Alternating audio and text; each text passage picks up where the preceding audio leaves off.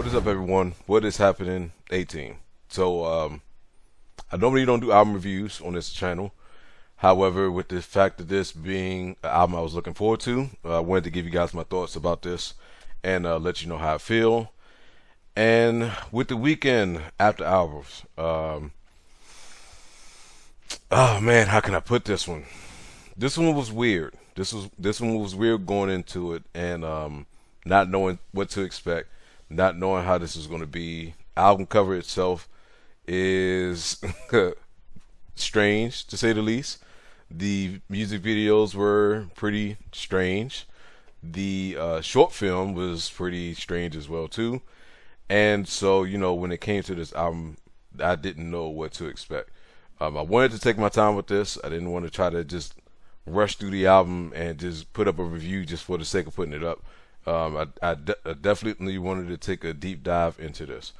So off of the first initial listen of the album, I will tell you for sure, from me personally, I wasn't feeling it in the beginning. I wasn't feeling it at all. It was a lot of songs that I ended up skipping through off the initial listen. But then I wanted to take, like I said, my time into listening to it. So I sat back and I actually just let the album play, and slowly but surely it started to win me over. Play it again, it starts to win me over more, and then it starts to win me over more. So long story short, for me personally, I enjoyed this album a lot. I actually really enjoyed this album a lot. I like this one more than I did Starboy.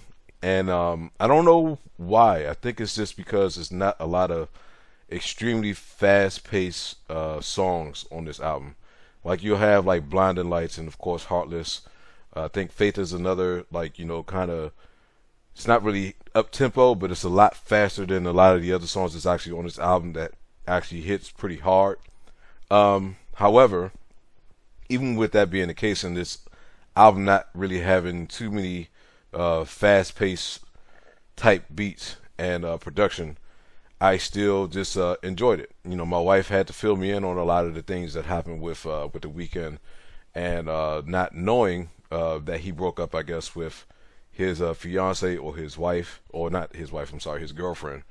And when you hear the song Heartless and you hear a lot of the other lyrics that's actually in this album, you can tell that he was dealing with the breakup. And when he did some of these lyrics, and then just a lot of what he's saying in some of these songs.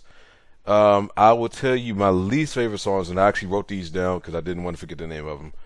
In Your Eyes, Hardest to Love, and Escape from LA were the three songs that I personally didn't like at all on the album. But other than that, though, a lot of the other songs I like, and then it is a lot of the songs, or it's a couple other songs on there that I absolutely love. And I was quite surprised. Like I said, this has like a strange sound to it, and anyone that's listened to this, you would know exactly what I mean. And I wish I could put it into words. I really wish I can put it into words to kind of get you guys to understand what I mean by that, but it's just better for you to listen to it, and then once you listen to it, then you will see what I'm saying, how it has like a strange kind of tone to it. But man, I actually really enjoyed this album, and I'm quite surprised just based off the first one, off the first song, or off the first listen, and knowing how I was feeling in the beginning. I did not think I was going to like this as much.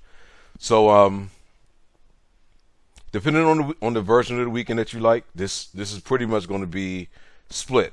If you like the older version of the Weeknd, or is what I call the single version of the Weeknd, you'll like a lot of this album. If you like the version of the Weeknd where he is in a relationship, or he has a girl, or he has a fiance, you may not like this album. I feel as though you can tell the tone difference of Starboy and this album based off of where he was at a point of his life. Like Trilogy, you can easily tell.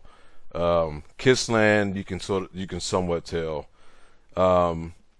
Beauty of the Madness, you can tell.